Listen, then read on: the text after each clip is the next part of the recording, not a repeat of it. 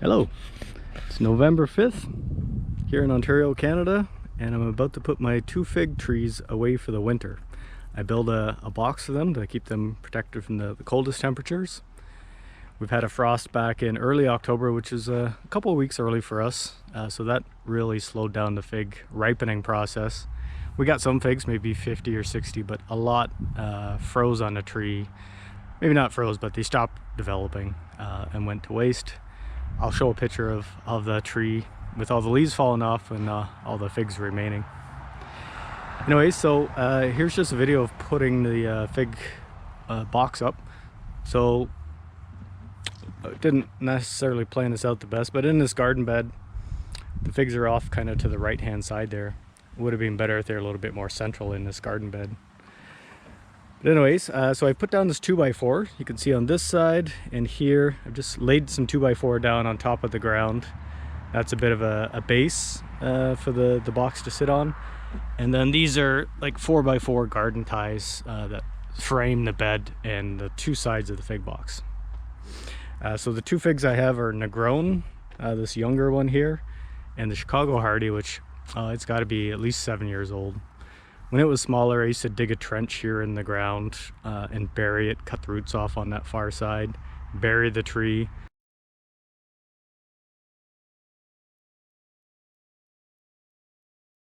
It was a lot of work, and 1 year it actually caused a lot of damage. The tree didn't survive that well.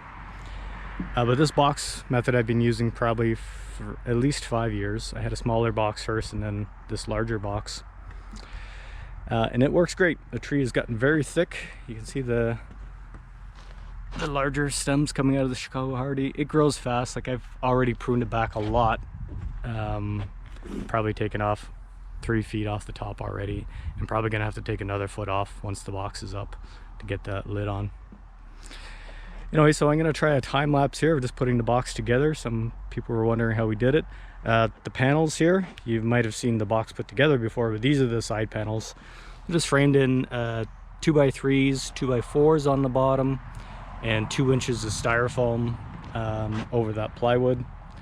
The end pieces are a little bit larger, so they overlap with the side pieces here. And the side over here at this end of the box has the door in it, so I can open that up to ventilate in warmer days and just check in to see what's going on. So I'm also going to put a little bit of straw down on the ground just to maybe help regulate or protect the roots a little bit, but I don't want to stop the ground heat from coming up too much either. A lot of times the heat source that I have in here, light bulbs and a small space heater, rarely work unless it gets colder than 20 C. And for the most part, I believe it's just ground heat keeping it above -5 Celsius. But I will put a little bit of straw down. We also do put a couple of mouse traps in there, and I think one time I did actually catch a mouse in there that had dug under the dirt, got into that nice warm cozy spot. So I do put a couple of mouse traps in there just to be sure that nothing's gonna girdle the trees in that nice cozy box.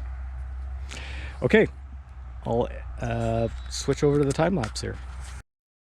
So best to use 2 people to hold these walls up together, and you want to choose a nice calm day. If it's really windy out there, it's going to be tougher to hold these up. I also found that using a clamp is nice to hold the 2 side walls together while you screw them. And I'm usually putting in about 3 screws per wall, and it's more than enough to hold that all together. Really, it's not too hard of a task, and it goes by pretty quick.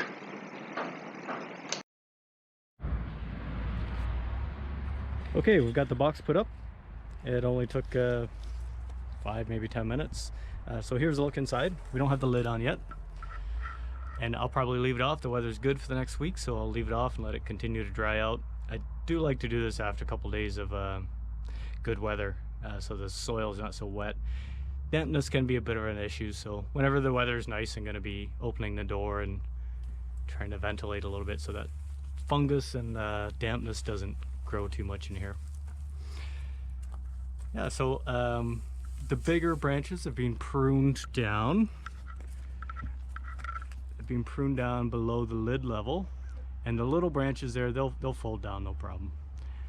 And I'm thinking, if you've seen some of my other videos, I get some branches that get that gray powdery fungus on them and dries out the branch. It's probably those green thin branches that are doing that. So I might mark them this time and just watch to see which of those branches are the ones that are dying back in the winter. I suspect it's those green young ones. Yeah, so just to walk around the box here, this is the south side. Often there's quite a bit of snow that piles up along the base here, and that probably provides some insulation too. And to the east side here, north side, there's a bit of ground here. I often do put some pieces of insulation just on the ground and a rock on those. It's thinner insulation, like 1 inch, but just try to protect the roots. Those roots come several feet out of this box and through the other gardens. So the deeper ones are probably fine, but any shallow ones might get burnt by frost. And then just the western end here is got the door in it, so just a little hatch so that I can come in here and check throughout the winter, see how things are going. And yeah, I prune it as much as I have to fit the box in at this time of the year, and then I'll prune it again in the spring after I take the box down. Obviously the trees get way too big. If you wouldn't prune them, the box wouldn't fit back in. And I have to prune that Chicago Hardy fig back a little bit. It's shading out the Negron, which is younger here, and I want it to grow vertical and get as big as the other one as well. So more pruning in the springtime. Yeah, so didn't get a ton of figs this year because of that later spring and early first frost. But pretty much every year I do get figs, some figs, like I said, about 50 this year. And on a really long fall, if we don't get a frost until late October, we will get hundreds of figs from these trees. Also started saving some other things in here, almost like a cold room. Put baskets of carrots or a bucket of leeks in there. It's perfect cold storage. It never gets, I've got the setting so it doesn't get colder than -5. I could set it to say +1 to keep it from freezing at all. Just probably going to use a bit more heat that way. Anyways, I hope this helps. If there's lots of different ways to overwinter figs in cold climates, and this is one that I found that works for me.